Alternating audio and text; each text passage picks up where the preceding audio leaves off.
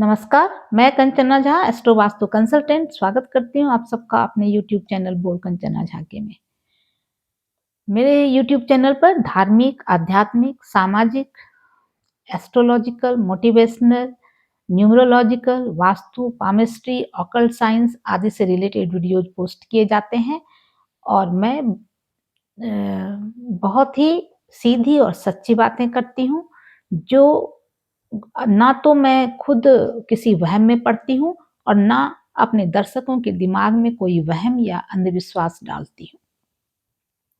सहज और सरल उपाय बताती हूँ। चलिए आज जानते हैं हम जोडियक की छठी राशि कन्या राशि के बारे में। कैसा रहेगा उनके लिए वर्ष 2025। सभी ग्रहों के गोचर क्या फल देंगे कन्या राशि के जातक जातिकाओं को। जैसा कि नाम से ही प्रतीत होता है, इस राशि का प्रतीक चिन्ह कन्या है। राशि स्वामी बुध हैं और इस राशि में बुध उच्च के होते हैं और शुक्र नीच के होते हैं, लेकिन बुध और शुक्र की युति इस राशि वालों के लिए बहुत ही सफल युति है। कन्या राशि के जातक जातिकाओं का व्यक्तित्व आकर्षक होता है, मध्यम कद के होते हैं। इनकी उम्र का अनुमान लगाना थोड़ा कठिन होता है। इंटेलिजेंट होते हैं बट कॉन्फिडेंस की कमी होती है। स्वभाव से ये बड़े उतावले होते हैं, गुस्से वाले भी होते हैं। धैर्य की बहुत कमी रहती है इनमें।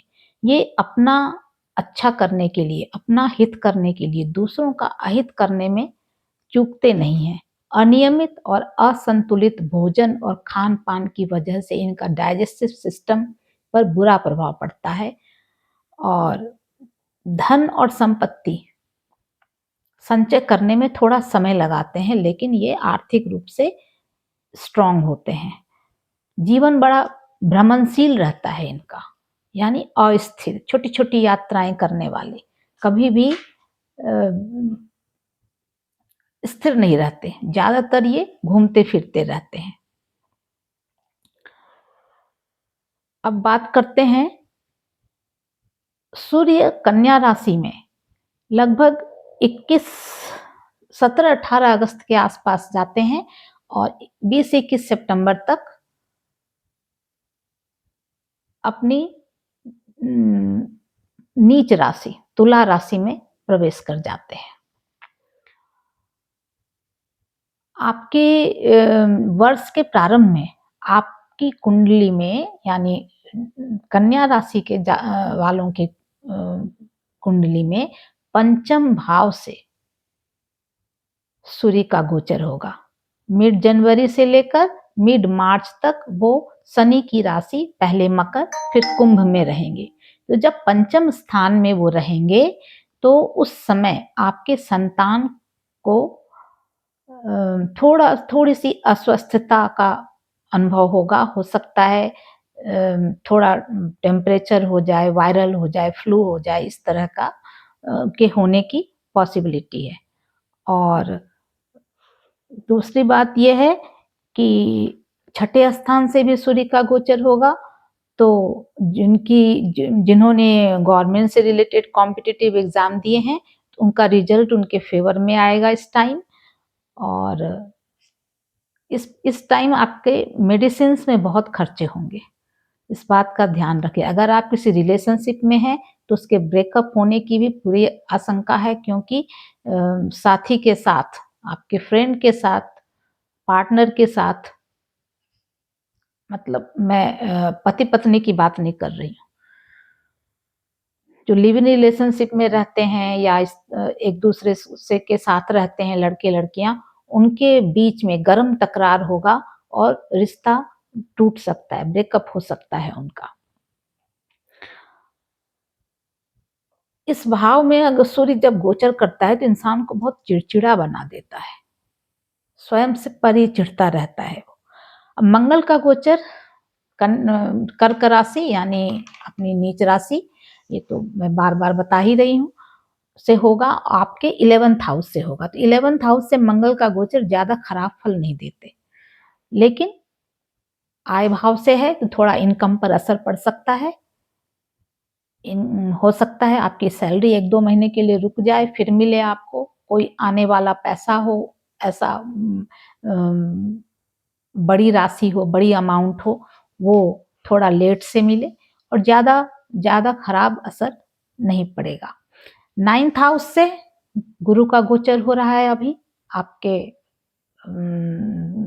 आपके बर्थ चार्ट में, यानी भाग्य भाव से हो रहा है और 14 मई के बाद वो आपके कर्म भाव यानी 10th हाउस से गोचर करेंगे।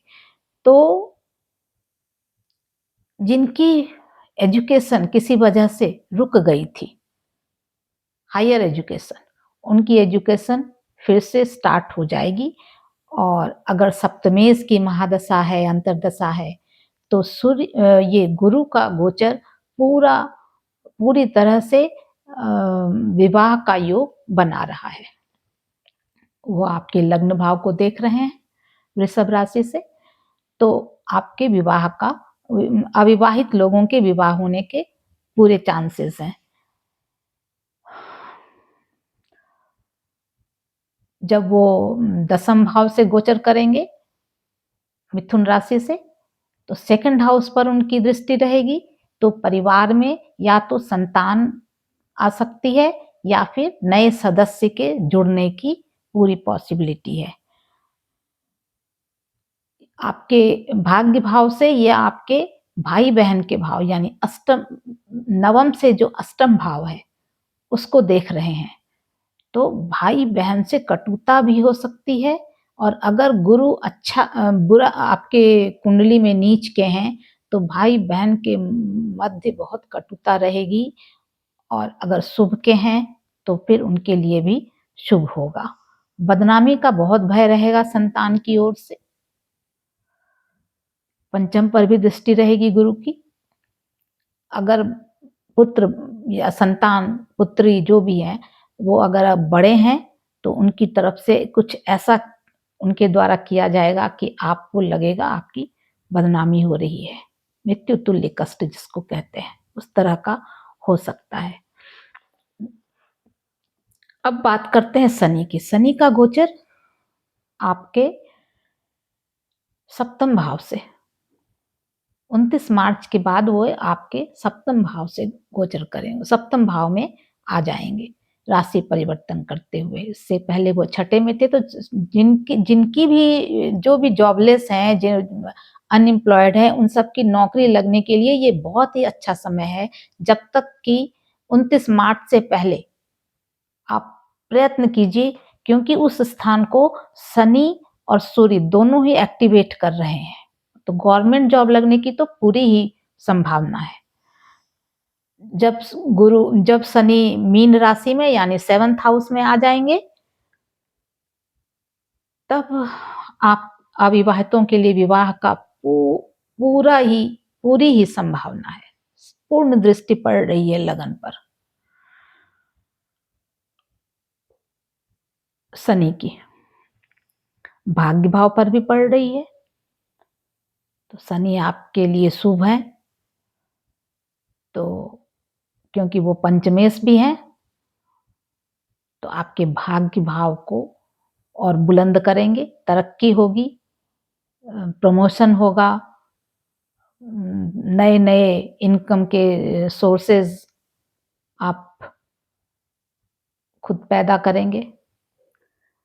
और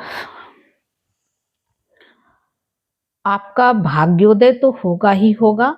साथ ही अगर आप पॉलिटिक्स में जाना चाहते हैं तो उस समय वो भी अच्छा रहेगा इस समय।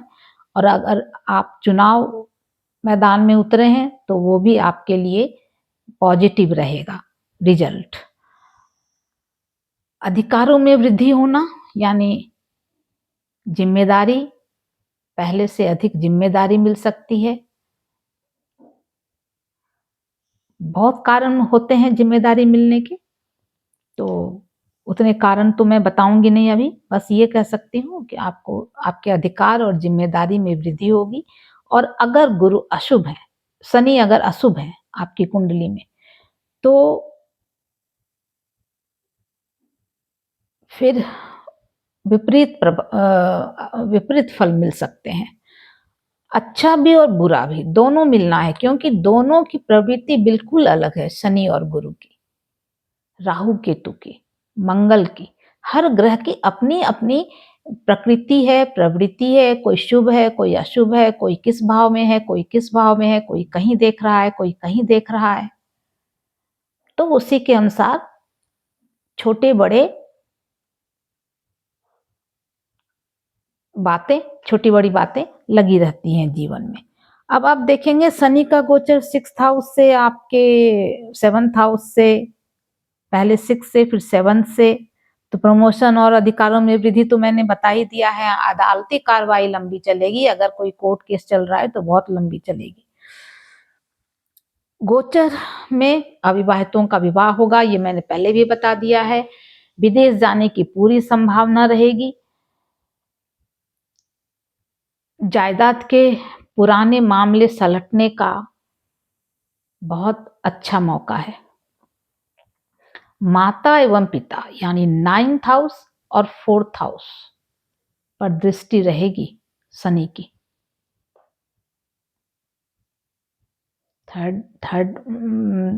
तीसरी दृष्टि रहेगी 9वें भाव पर और 10वीं दृष्टि रहेगी माता के भाव पर। तो शनि जो है कष्ट तो देते ही देते हैं, तो थोड़ा माता पिता को कष्ट हो सकता है आपके, यानी लेकिन कुल मिलाकर आपके लिए ये वर्ष अच्छा जाने वाला है। अब एक छोटी सी बात, सांप के काटने से उतने लोग नहीं मरते जितने कि भय से मर जाते हैं। तो आप इस बात से ना डरें कि क्या होगा क्या होगा, क्या ना होगा, क्या हो जाएगा। जो होना है वो तो होगा ही होगा। अगर आप न खुशी में पागल होते हैं, न दुख में चिल्लाते हैं, सिर पीटते हैं, तो आप आराम से निकाल सकते हैं बुरे समय को भी, और अच्छे समय तो निकल ही जाते हैं। अच्छे समय का पता भी नहीं चलता, 4 दिन की चांदनी फिर अंधेरी रात, ऐसा ही लगता है। जब कोई बड़ी घटना हो जाती है तो बहुत मुश्किल होता है, लेकिन छोटी मोटी घटनाओं का उतना ध्यान मत करें। अब देखिए, जब हम रोड पर चलते हैं तो ट्रैफिक लाइट्स हमें क्या बताती है? जो ट्रैफिक के रूल्स हैं उसको फॉलो करके अगर हम नहीं चलेंगे तो एक्सीडेंट होने की पूरी संभावना हो सकती है ना, होती है ना। इसीलिए हम ट्रैफिक रूल्स को फॉलो करते हैं। ट्रैफिक लाइट जो लगी रहती है, जब कब ग्रीन होगी तो हमें चलना है, रेड होगी तो रुक जाना है, ऑरेंज होगा तो देखकर सोच कर करना है। उसी तरह ग्रहों की दशाएं और गोचर भी हमें यही बताती हैं।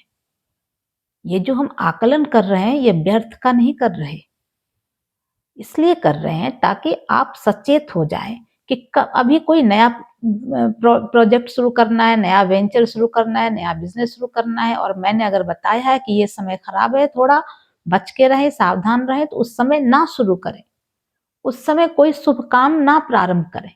यही कहने का मतलब है। उस समय निकल जाएगा फिर करें आप। अब एक छोटी सी बात बताती हूँ, पॉसिबिलिटी तो सब तरह की हो सकती है ना, अच्छी भी और बुरी भी हो सकती है ना। एक साइंटिस्ट थे, वर्ल्ड के रिनोन्ड साइंटिस्ट, उन्हें नोबेल प्राइज भी मिला था बहुत कम उम्र में, लेकिन वो देखने में अच्छे नहीं थे। अगर अगर बाह्य रूप को देखा जाए, वो तो देखने में वो थोड़े कुरूप जिसको कहा जा सकता है, जिनका हर तरह से चेहरे पर उनके कोई रौनक नहीं, कोई सौंदर्य नहीं था। बाह्य रूप, विद्वान तो इतने थे, नोबेल प्राइज मिला। और उसी देश में जो टॉप की हीरोइन थी, जो बहुत खूबसूरत थी, सौंदर्य की मलिका जिसको बोलते हैं, उसने मन में सोचा, वो ज्यादा पढ़ी लिखी नहीं थी, कोई डिग्री नहीं थी उनके पास, लेकिन फिल्मी दुनिया में वो नंबर 1 पर थी। नंबर 1 की एक्ट्रेस थी। उन्होंने सोचा कि अगर साइंटिस्ट से शादी कर ली जाए तो कितना अच्छा रहेगा ना। वो साइंटिस्ट से टाइम लेकर उनसे मिलने गई और कहा कि मैं चाहती हूँ कि आप मेरे से विवाह कर लें। तो साइंटिस्ट ने पूछा कि ऐसा क्या देखा आपने मुझ में? तो उस एक्ट्रेस ने कहा कि अगर हमारी संतान होगी वो मेरी तरह सुंदर और आपकी तरह बुद्धि वाली होगी तो सोचो कितना अच्छा होगा। साइंटिस्ट 1 मिनट के लिए रुके, फिर उन्होंने कहा, अगर उसने आपकी बुद्धि ले ली और मेरा रूप ले लिया फिर क्या होगा?